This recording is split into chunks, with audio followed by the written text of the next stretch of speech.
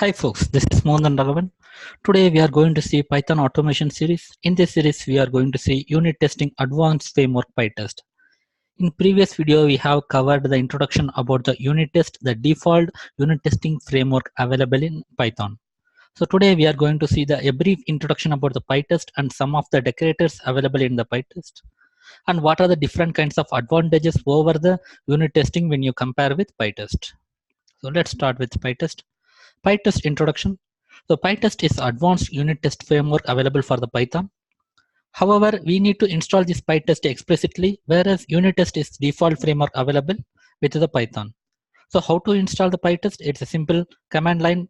Let's say pip install Pytest. So we can install that, or even you go to the PyCharm and install the dependency differently. And the reason for this Pytest is ample of plugins available for the report generation and different kinds of decorators and different kind of other functionalities available in the Pytest. So for that reason, we will just go into the Pytest. For example, you can consider Allure reports. So if you want to generate a different kind of execution reports, that time Allure reports is the extra plugin available for the Pytest that we can use it. In the same way, we can have a different kind of plugins available for the Pytest, whereas unit test does not have any plugin like that. Then after that, customizing the execution is order is possible in the Pytest, whereas in unit test, you will not have any customization. And however, this is built over the unit test, so it is inclusive of unit test functionalities as well. So we will continue with the naming rules. So Pytest, in order to execute the Pytest test cases, we need to follow some kind of naming rules. The file or class or method should name start with test. So for example, if your module name is module something, let's say module XYZ, so it should start with test. Or let's say your class name is some XYZ, so the class name should start with test. The same way for the method as well. So this is a prerequisite in order to execute the Pytest modules. If you don't mention this test as a prefix, so you will not find that module get extracted or finding as part of the Pytest execution. And Pytest decorators. If you get into Pytest decorators, there are a lot of decorators available under the Pytest, but however, we will see a few main decorators available for the Pytest. So at Pytest fixture, so it means that executed before each method equivalent to the setup method in unit test framework. Or if you don't know about the unit test framework, you can consider this annotation will have the method. That method will be executed before each test method. Another one is Pytest yield fixer.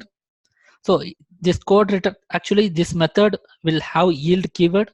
So whatever the code available before the yield will be executed for the every method. For example, the code written before yield keyword executes before each test method. Let's say you have 20 test methods. So before each 20 test method, the code which are available before the yield keyword that will be executed, and whichever the code available after the yield keyword will be executed after the test methods. So you can consider equivalent to the setup and tear down method in the unit test. Let's say if you want to have only the tear down method, then your first statement will be the yield, and after that you will write only the code which will be executed after each test method. And next one, Pytest field fixer, the same method available or the same decorator available, but however we will have some parameter. So here it's like scope is equal to module. That means that it will be executed for module level. For example, if you have 100 test methods also inside the module, this method will execute only once at the starting, and after that it will execute at the end, providing that you will have both code available before and after of the keyword yield. So these are the three main decorators we are going to see in this video. And decorated method should be mapped with test method explicitly. So let's say you have fixer method or yield fixer method. So that method name should be mapped with the each test method, so that only this method will be working over that methods. And for more about decorators, we have the separate Pytest documentation that we can go, and based on the requirement, we can get different kind of other, let's say, decorators. Then let's say you have created the files as per the naming convention, or let's say you have created the methods as per the naming convention for the Pytest, but how to execute? So let's say you have the module and you are going to execute the module with Pytest. So the Pytest and then test module name with the file extension .py. Or let's say you have the folder structure. Under the folder structure, you have n number of files or n number of modules available with the different kind of test cases. So there you can directly execute by using the Pytest and the directory name. Or let's say you want to execute a specific method under the module. That way, let's say Pytest and the module name and the double colon, then after the function name or method name. Actually, if you use the function, that will be like a small module. But if you have the class, you will mention as a method. So that's why if you have the class under the method, and after that you will use Pytest and then module name, double colon, then class name and the method name. For more details, you can refer the documentation as well. It's like doc.pytest.org. So you will have different kind of other ways to run that or keywords you can see there. But however, we will see this kind of execution flows in this video. So let's jump into the demo. So before jumping into the demo, you can see this code structure. So the Pytesting demo is the project, and after that you will have the test suite as the folder.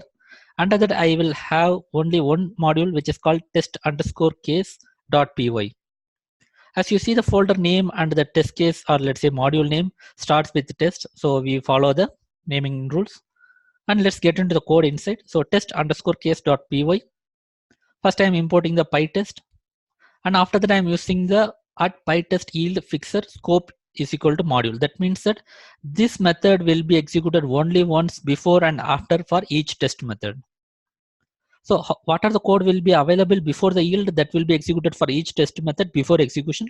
Whatever the code available after the yield keyword will be executed for each test method after the execution. The next one you will go see @pytest yield fixture.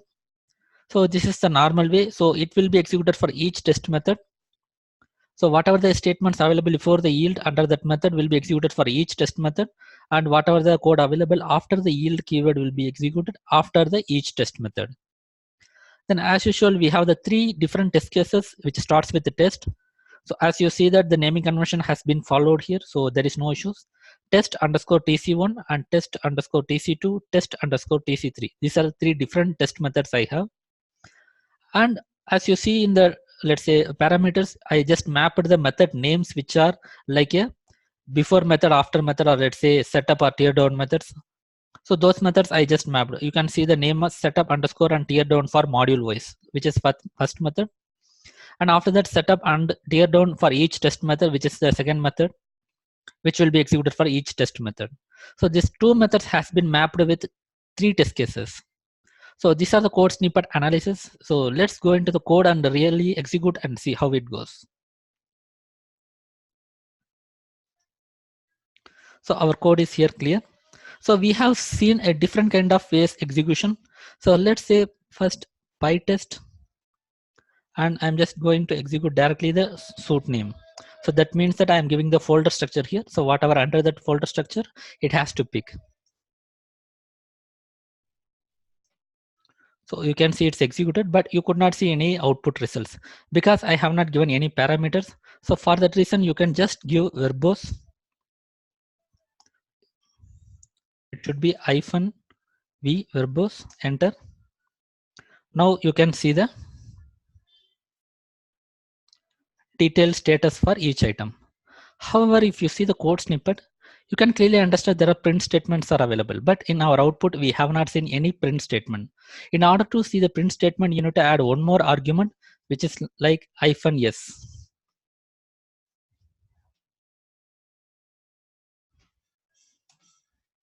Let's execute. So you can see the print statement as well here. So let's analyze the output results. First, it executed the test case TC1, then initial implementation and only once, which is like module level implementation. So before the yield method, initial implementation and only once. Then after that, initial implementation for each test, which is like without module scope. So initial implementation for each test has been executed. Then test case 1 execution, print statement from the test case 1. And the status for this is passed because I have not asserted or I have not failed anything under this test case. Then final implementation for each test code has been executed. Then after test case 2, then initial implementation for test case and test case 2 execution and status is passed, and final implementation for each test. then test case 3 as usual the same way, and at last you can see final implementation and only once, which is coming from the module level yield after the yield implementation. So in this way you can see the different kind of execution. Let's say I want to execute only one method, so just go there. So test suite slash, then let's say test case dot py colon then test underscore tc3. So now you can see I have just focused on only test case 3. So I have given the folder structure and the module name and then colon test case 3. So this is the method name. So then it has executed only the test case 3. For test case 3 also I mapped for module level implementation, and as well as I have implemented for the, let's say, test case wise implementation. Both methods has been just mapped with this, you can see. So that's the reason initial implementation only once, then each test implementation, initial implementation, then test case 3 execution status is passed, and then final implementation for each test, and final implementation and only once. So in this way we can execute different ways of execution for the Pytest. And moreover, it looks like it's similar to the unit test, but however, we have different kind of plugins. We have to install that plugin, so in order to get the different kinds of report generation. The same way, if you want to raise any exception also you can do, so that result also will come into picture. So let's say raise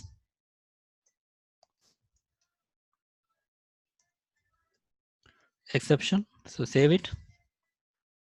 So I'm going to run this. So this time I don't want to run individual test case. Let's say I will run entire all the test case. Enter. So you can see clearly. So here test case passed, and third test case failed, and the reason is exception, and the entire method has been shown here, and you can see one failed and two passed in the 0.19 seconds.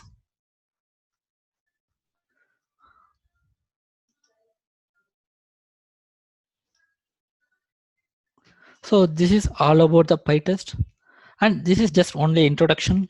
If you want to do a different kind of, let's say, plugins or different kinds of report generation, that you can do with Pytest. So thanks all, thanks for watching. Have a great day.